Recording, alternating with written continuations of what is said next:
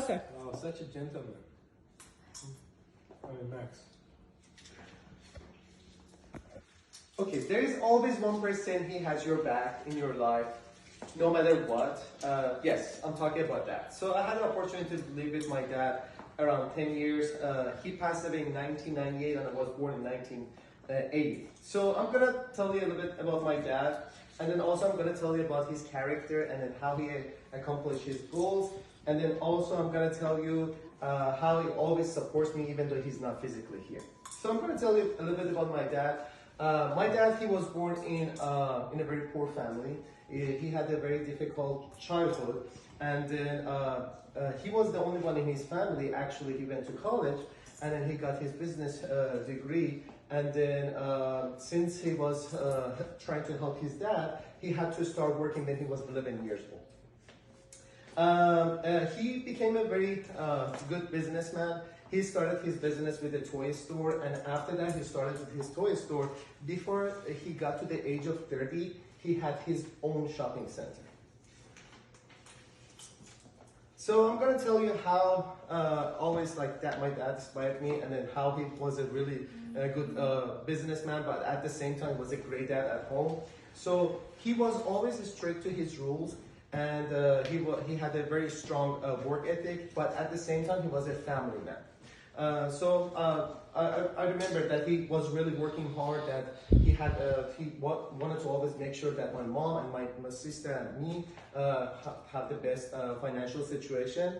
And then even though that he wanted to spend more time, if he could, at his work, when he was at home, he was always working with me and my sister when we were little. So when I saw my dad for the first time at his work, it was when I was like 7 years old. For the first time I went to his work, and that was the first time that I noticed how he could be a different person at work. And then, of course, because he had a business, it was a toy store, of course I wanted to play around. I wanted to play with the toys, but he was really patient. So like he really taught me how to behave in the business or in the public. When I was 10 years old, unfortunately, he passed away. But when me and my uncles, we went to his business, my uncles, they were 100% surprised that like how I can act mature, because like based on what my dad taught me. As of right now, I still listen to his advices. Like for example, one of the things that he was always telling me, he was telling me how to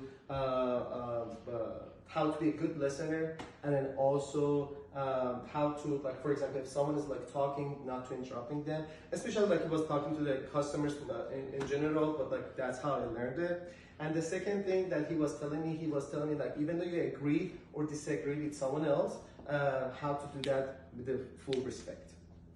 And the second thing I'm gonna tell about my dad also, honesty was like his priority, and he always tell me that be honest. And for example, like anytime that I was like in trouble, was always welcome to tell my dad, okay, what did they do, and then how to solve their problems. And then also he was telling me like if you're honest, and then put your honesty in your priority, you never have to hide anything, and mostly people, they're gonna appreciate it. So first I told you a little bit about my dad, and then second I told you how he could balance his responsibilities at work and also at home. And then third I told you how he taught me like some critical life lessons that still works for me, even though for me at this age. So please join me Ahmed, as I bestow upon my hero for life, and congratulations.